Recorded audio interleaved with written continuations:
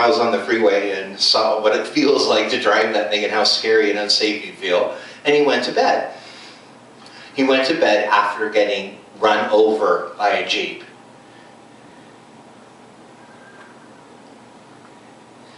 And I had someone I knew who was in a really prominent band who was hit by a car, didn't have a scratch on him, went home, cooked dinner, watched TV, read a good book, and went to bed and died of internal bleeding. So my son came home, went to bed, and the next day he got up and he went to school. Well, I got a phone call from school, and of course, eventually I found out what really happened. Well, what really happened was there were 4 people in the Jeep. So 3 people were there right when it happened, and they were in the Jeep as it drove over my son like he was a speed bump. Not to mention all the people who saw it happen. They were in a public place. His girlfriend was there, his girlfriend's mom was there, there were people around. And everyone agreed collectively that listening to him when he said, "Oh no, I'm fine," made sense. Everyone agreed that he was in his right mind at that point, and that it was best not to call me because I'd be all angry about it. That made sense to everybody. So what, we're all 13 now? And and when we went to the hospital, it was just one uvula after another. Everyone was like, "Are you kidding? When did this just happen?" "No, it happened last night." "Why didn't you come in last night?" And I said to him, "Tell him." I made him tell everybody. I thought it made sense to go home and go to sleep first and not tell anybody in my house that this happened. Well, his lungs are bruised and he has a broken shoulder. The fact that that's all that's wrong with him is pretty good. But he looks like he's been through a meat grinder. It's from head to toe, you can see this. And, when he came in to talk to me, he covered the only part I would have seen. He walked out, I remember he was playing with his hair. He walked in, he goes, "Hey, I just want to tell you, you're like the greatest dad in the world." Because his ear's like 5 times its normal size and totally scraped up from when his face hit the ground.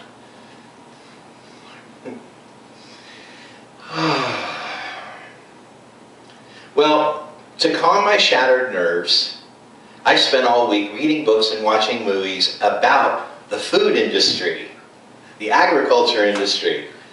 Basically, how our food is treated while it's still alive before it ends up at McDonald's. It's just the timing. What's the timing? I've been referring to it as the concentration camps. And my favorite was the killing floor of the largest pork factory in the country. That was my favorite, because they can kill 2,000 pigs at one time by putting them in a collapsible room. So they're in there just like taking the Jews to the shower. They go in, they're carted in, they're shoved in, they're locked in, then something terrible happens in the room. You hear the screaming until it's done. It was amazing. I said, now that makes me want to have a McRib sandwich immediately. And I was watching this stuff, and I happened to read a book on it, and it's all, you know how that works, like with Netflix, you order a bunch of stuff, then one day it shows up, and you're like, oh, I remember when I put this on my list. Well, it all came at the same time. I was in a very fragile state of mind. And I watched this movie on it, I read this book on it, and I've seen this stuff before. This is nothing new.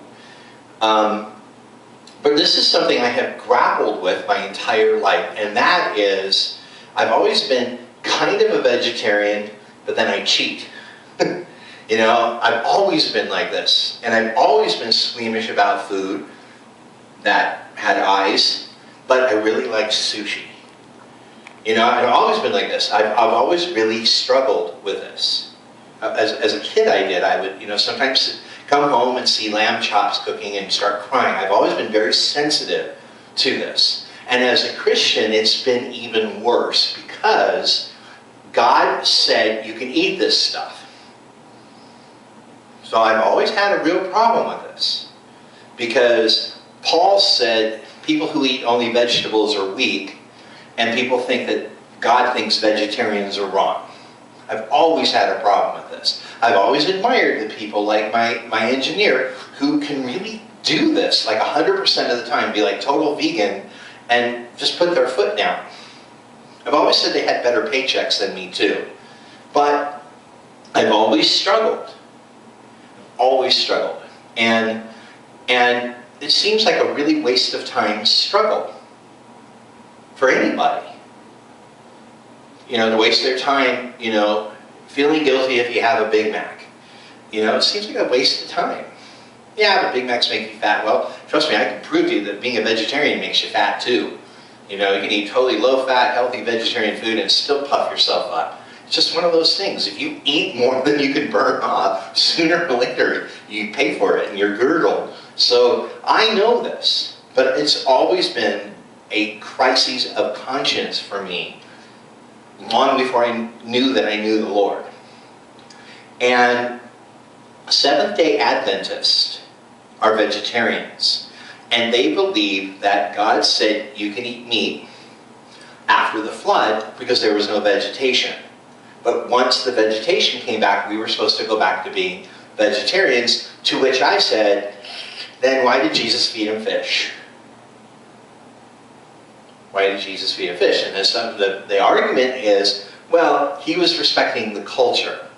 He wasn't teaching on what we should or shouldn't eat. I don't know. These arguments are as good or as much pooey as anything I've ever tried to sell as biblical doctrine. So, you know, it always comes down to let your conscience be your guide. By the way, Jiminy Cricket said that, just for the record. That was a Jiminy Cricket quote. But also, isn't there a scripture that says, evil exists when good men continue to do nothing? No, that wasn't, was that Churchill or something? I don't know, that's not in the Bible either, but they both seem to be very good biblical points. At the end, you have to make your own decision between you and God about what will and won't end up on your plate, and if you allow evil to happen, then maybe you are a co-conspirator, which would be the point of tonight's sermon. So I brought up the beating of the trans woman. I brought up a dozen people thinking nothing about a teenager getting run over by a Jeep. Now they'll stand here and say, oh, we thought a lot about it. Well, you didn't do anything about it, so as the concerned parent, bite me. Because the point I made with everyone I went after, and you bet I went after him, is, had he died in his sleep, I would take legal action. I said to the nice boy that ran him over, who I'm not mad at, it was an accident. What happened was an accident. It was kids goofing off, but they were in an enclosed environment going 10 miles an hour. They weren't going 100 miles an hour on the freeway doing this. You know, it was expected Jeep behavior, unfortunately. But it wasn't something I would have been mad at my kid about. And I told the kid who was driving, I'm not mad at you that this happened. I don't blame you. I just am disappointed that you turned out to be the kind of person that didn't call 911. You know, because if he had died in his sleep, you would have been the kid who ran over my son. And if I were anybody else, even now I could go after you for hit and run. Because you did nothing. And I can go after everybody for that. And I would win. I could go after the public place, you know, that it was a privately owned ranch they were at. I could go after them for this accident happening on their property. I could go after everybody. I could go sue crazy. And I explained to them and my son, this is what people do when their kids die. They start some kind of cause. I would say there has to be a bystander is culpable law. That if you witness an event and you don't call 911 and the person dies from the event, you have to go to jail. I'd be that guy. You know, you'd see me on the news. I'd have a foundation named after my kid. I said, this is what happens. This is what happens when well-meaning people are stupid and do nothing. Someone dies, and then someone becomes a crazy person, and they sue everybody, and then they start a foundation to feel better. I said, this is who I would become. I said, I told everybody, I said, you're all culpable in the outcome of this because you did nothing. And, you know, I said, and by the way, just because he's alive today doesn't mean he's out of the woods. You know, he's in excruciating pain, and we don't know what else they didn't catch. We don't know what byproduct he's going to have for the rest of his life, and if it's going to be linked to nobody did anything. And in the end, he says it's all his fault, and I know every single person would agree with me. As much as it's great to have something to be mad at my kid about to lord over his head, he's the least culpable person. He caused it. He was goofing off. But from the accident forward, his opinion and his perspective could not be trusted. He needed everyone else to take responsibility for him. He needed people to say, you're not in your right mind. You don't know. You don't even know if you have a concussion or not. You don't even know if you have broken ribs or not. You don't know. My gosh, he wasn't even in pain. He's in pain now. You know what I'm saying? He wasn't in pain. So we had the beating of the trans woman, sorry. We had the people standing around while my kid got run over, and nobody called 911. You know, I get it. Don't call Dad because he's going to get all mad. But could we at least get him some medical assistance? Stupid. And then we have the animal kingdom. This was my week. I promise not to make the animal kingdom my platform forever. I promise. But I need to say one thing. I really do need to say one thing. I have read the Bible cover to cover, and I am an expert in what it says. And the only thing I'm better at than what the words say is what the spirit behind it is. That's one thing I know I'm an expert at in this life. And I know there is a big difference between killing animals for food and putting them in concentration camps. I know there's a big difference. I really do know there's a big difference. And I also know that evil exists when good men continue to do nothing. I know that is true by human nature. But I also know that there are scriptures that clearly say how we're supposed to treat our animals. The Bible says you could beat your slaves, but you shouldn't be beating your animals. That's Old Testament stuff. And Jerry was mentioning about the sacrifices, and you know, and I've said all along, I want to see a mini-series about the Old Testament. I want to see a picture of the temple filled up with blood. You know what I'm saying? I want to see what that looked like, because that had to be really messy and the smell. But those animals all had one thing in common. They were without blemish. They were without disease. They were probably treated better than people's kids. They were probably kept better, fed better. They had great lives until they were slaughtered. Much like the old-fashioned farms that I see in movies.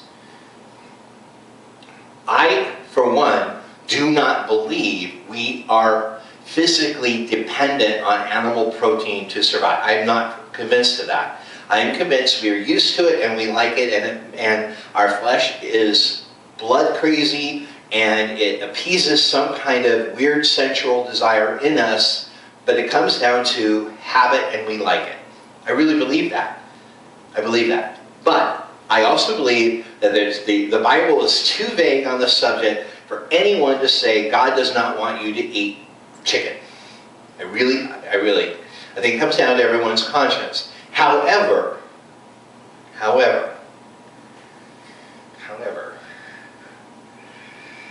there's not a serial killer that has ever been caught, tried, and convicted that didn't either torture animals first or be exposed to animal torture. Period. Which means, in the Queen's English, is this: they either tortured their pets or were exposed to someone who tortured their pets in front of them,